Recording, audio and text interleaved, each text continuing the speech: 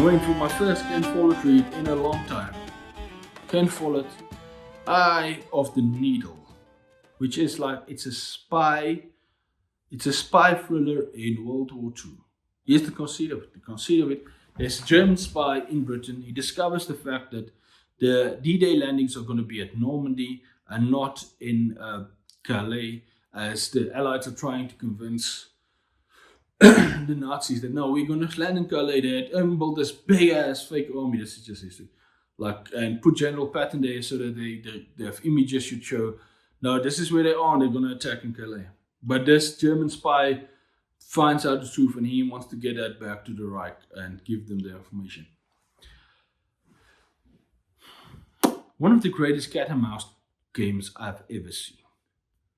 And the sheer intelligence of the characters involved in both the German spy, Henry Faber, and the spy catchers they're trying to find. Like Godliman and Bloggs. Bloggs is the other guy. Yeah, Godliman's the older but the smart guy. Bloggs is like in the ground getting it. Really enjoyed it. Fascinating how it all plays out. Really intense, suspenseful. You always wonder how far is Henry willing to go for his country, for the stuff he wants to. And it's interesting because Faber himself is a very fascinating character. Although he's very loyal to Germany, you can tell he's not the biggest fan of especially the SS. The SS he's not the biggest fan of. Those guys will do stuff I wouldn't do. No. But this is the thing. So he is working for the Germans, he's working for the Nazis. There's no excluding the two at this point in time. And yet, how Ken Follett makes you actually enjoy this guy. Even though he shows you he's doing awful stuff, you understand why he's doing it, and you still like the guy. It's amazing. Great. Well done, Ken Follett, on that. And that whole sequence of the cat and mouse between them, I've never read it better than it is, between him and his spy catchers. And just the sheer intelligence and how close they come and just how everybody outsmarts each other. Awesome. Loved it so much. That was the first 2/3 of the book. Then the second third of the last third of the book. So there's the thing, even the back says it. He comes, everything like Faber seems some stuff, but then he comes to an island and he meets the lady Lucy on Storm Island, and this is where things kind of change for Faber. So Lucy is introduced earlier. We kind of get a backstory during the early parts of the thing, and she's such an interesting character, and her stuff and what happens to her and why her life is at that strange point and why she's unhappy. I'm not going to spoil too many things about that, but it's so interesting, fascinating, and then these two people are going to meet eventually.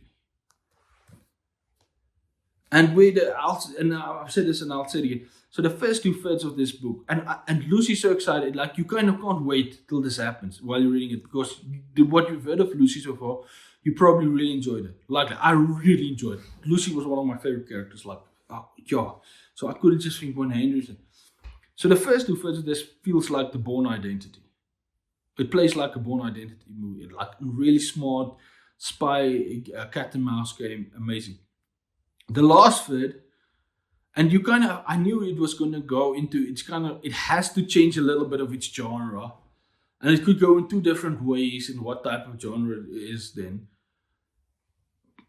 But Ken Follett was doing such a good job with the first half. I was confident that would work easily.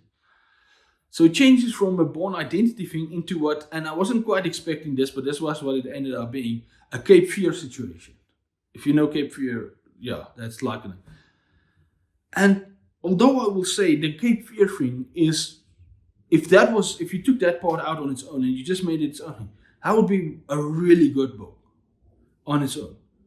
But it does feel jarring changing from the one to the other one.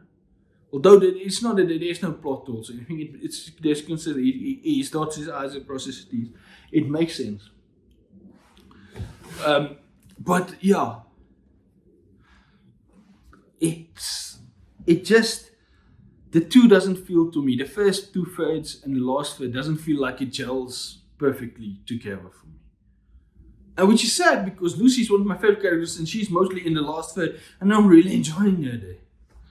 There was stuff like that surprised me that happened. Like there's a really spicy scene in here, and way spicier than I was expecting to find in this book. No hate on it. I actually enjoyed it. I wouldn't say it's perfect, but I really enjoyed it. I did enjoy it. It was well written and stuff. But it did feel like Follett maybe have written himself into a corner and he had to force a lot of things into a shorter amount of time than he probably would have wanted to. And it did feel a bit jarring for me. And that did take away a bit from the experience. I feel like if it was two different novels, it would have worked better. Then both would have stand on their own really. And I feel like the first 2/3 of this I was like, oh, this thing is a serious contender for my book of the month.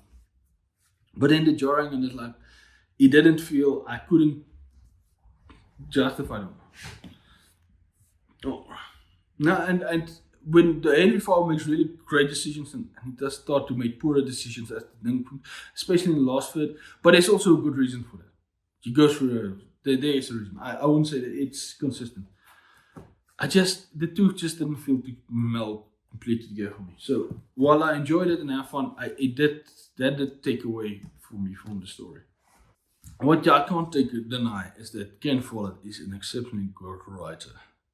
And his characterizations and just, he had nice humor, really great suspense, everything in there. I will definitely read more Ken Follett. I'm planning on reading more Ken Follett, so I can't wait.